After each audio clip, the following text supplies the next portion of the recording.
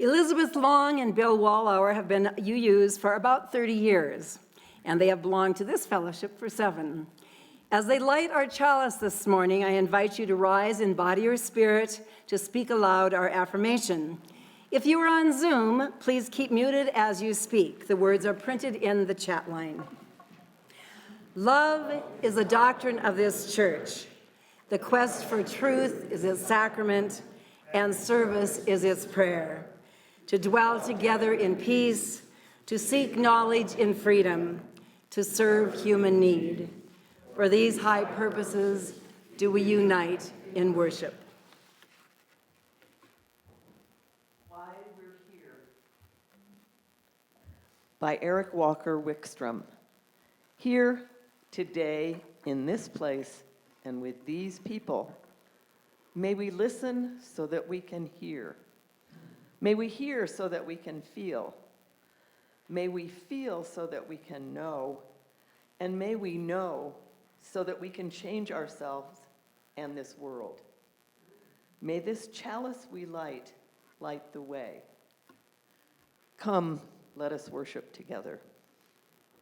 Thank you, Bill and Elizabeth. Perhaps inspired by the coming of spring, I want to reflect on the theme of growth this morning. New growth is all around us. Trees, flowers, bushes hint at new budding, new openings to new life.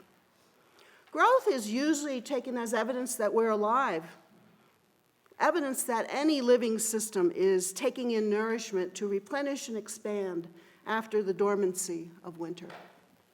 Growth is often a sign of health. I know we may not feel very welcoming of unplanned growth in certain areas of our body, making it hard for us to fit into clothing, but that's not the type of growth I'm talking about. That type of unplanned growth, I will leave for you to work out with your personal trainer. Think on all the many ways we do celebrate growth. How many kitchens include the place on the wall where we recorded the ever upward height of our children?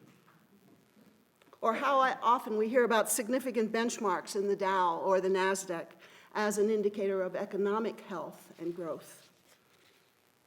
In religious organizations, such as this congregation, or other nonprofit groups, such as those that work for gun control or environmental justice or transgender rights, growth is an indicator of health and success. Growth could also have negative overtones and implications. I expect that most of us in this room probably regret growth of agendas or movements which run counter to liberal values. The proliferation of governmental interference with women's right to choose, for example, or growth of industry which pollutes the environment, or unwelcome or unplanned physical growth in our own bodies, which signal disease.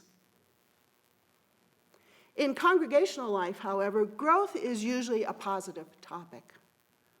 In these 7 months I've been with you, I've heard it discussed here in various contexts, usually as a desired thing. Today I want to reflect on growth in congregations and invite you to examine your own relationship with growth here at UUFD. If you're relatively new here, perhaps you'll hear some ideas that apply to your life outside this fellowship. So let me start by asking the question, when you think about growth in this congregation, what do you think of?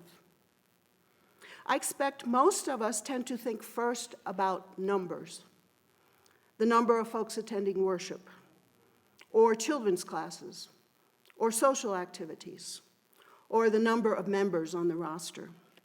Or perhaps you of financial orientation go first to thinking about numbers in the budget, which is going to be one of the focuses in the town hall after the service. Numerical growth is certainly important. In fact, it's vital to the health of a congregation or to any organization. Growing numbers of people and dollars usually equates with more activities, more shared ministries, more people practicing the values of liberal religion. It's good for the world. Growth in numbers obviously is important, and it's also fairly easy to measure. And by the way, a shout out to the membership committee of this congregation, who this past winter cleaned up the membership rosters. It's important to have accurate numbers. So right now, the membership of this congregation is coming in around 150. But for all its importance, in virtually all types of organization, we can't make growth in numbers happen just by willing it. We can't just bring more people into a congregation and call that growth. Numerical growth of people, of budgets, of shared ministries is not in our control as much as we wish it were. Among folks who analyze church growth, and yes, there are professionals committed to this discipline. A standard study on church growth is from the consultant Lauren Mead, who wrote More Than Numbers, The Way Churches Grow. Mead has taught us that there's a lot more to growth than numbers. And in fact, numerical growth should not be a goal or a focus, but instead be a consequence of 4 other types of growth which have to come first. Numerical growth happens through these 4 other types of growth coming together, often in ways we can't influence or explain or control. As we heard in our responsive reading, connections, that is growth, are made slowly. Sometimes they grow underground. You cannot always tell by looking what is happening. So the wider view of growth that I want to invite you to consider this morning might also be applied to your personal lives as you evaluate what types of expansion really matter. Perhaps growing the size of your bank account is not as important as growing the amount of time you spend with your children. Growing your power in the workplace might not be as important as the number of lives you touch in everyday activities. Collecting friends on Facebook may not be as important as working to make a difference in the world. Now, I don't want to morph this sermon into a lecture this morning, but I have included an extra sheet with the order of service to help explain congregational growth beyond numbers. And I trust that most of you have received that or are within eyeshot of a copy. See if this approach makes sense to you. As I explain each type of growth, I invite you to reflect on your personal involvement in each of them here at UUFD. How a congregation assesses or prioritizes these various types of growth is closely linked to how the congregation understands its mission and purpose. That is, its reasons for being here and its vision for the future. So these 4 types of growth. First, organic growth means growth in organizational systems and structures which are needed to sustain the activities of a congregation. Organic growth includes equipping leadership to respond to challenges, as well as fully utilizing the skills and talents that exist in a congregation. Effective communications are critical for organic growth. And it also may mean accepting changing rules of professional and lay leadership, which is actually one of the 5 focus points of this interim period, assessing leadership. Many of you have heard me say that to date in this interim period, organic growth has taken by far more than average time in my interim ministry, what I usually offer during an interim period, including mentoring and advising of infrastructure such as staffing, functioning of the office and other support services, advising and coordinating what's needed to present worship on Sunday morning, and much more. I spend a majority of my time on organic matters. The second growth is maturational, which supports organic growth. Maturational means growing in understanding the meaning of free faith and religious formation, and building a community which supports spiritual deepening. That is what it means to be religious. Granted, we could engage in maturational growth individually through personal spiritual practice, such as meditation or reading or journaling or other creative expressions, or on a Sunday morning going to that church of the blue sky. I know many of you like to do that as well. However, for me at least, maturational growth is done much more effectively in community with others, as in corporate worship like we're in right now. Maturational growth can happen through faith formation classes, for example, like our current Circles of Trust that we're involved in, or a class on Buddhist theology, which is starting on April 29th, which Sharon Minery will lead, or through other small group ministries, such as our Soul Matters program. Many activities, music activities, for example, and many other ministries here can lead to maturational growth. The third type of growth, incarnational growth, means growth in the community, getting out there, civic engagement, social action advocacy, hands-on work in the community. You can remember the meaning of incarnational growth as this word is often used in relation to the life of Jesus, especially now during Easter week. Through Jesus' incarnation, he became the real-life embodiment of God, of divine love. That is, applied to Unitarian Universalism, being incarnational means how we take our work into the world, how we make real our faith presence. Work in the world can happen through direct advocacy out there on the street, or from the comfort of our computers in our own living rooms, as in writing letters, organizing donations, attending webinars, and other activities that can affirm UU values. Now, some congregations are stymied at the concept of incarnational growth. You know, there's so much going on here inside the congregation. How on earth can we turn our energies outward? I would say that UUFD does amazing and very good incarnational work, as exemplified this morning by the Split the Plate program we just heard about, and by many other social justice programs. Both congregationally and individually, you are a giving congregation, giving out there. The fourth type of growth, growing in connections. This is sometimes described as associational growth. It invites us to expand our involvement in the culture of Unitarian Universalism and other organizations with similar values. While commitment to a congregation is very important, we also grow through participation in the cluster, the district, the region, and national activities, which can help us understand, for example, why congregations pay annual dues to the denomination, which is going to come up when we look at the budget later on. Currently, many Unitarian Universalists are preparing for General Assembly in Pittsburgh at the end of June. I encourage you to consider attending, especially if you haven't so far. There's still plenty of time to register and to serve as a delegate from this congregation. You can attend in person or online. And if you desire, I will help mentor you getting ready for General Assembly, especially if you've never attended before. We have a lot of important votes coming up in this General Assembly.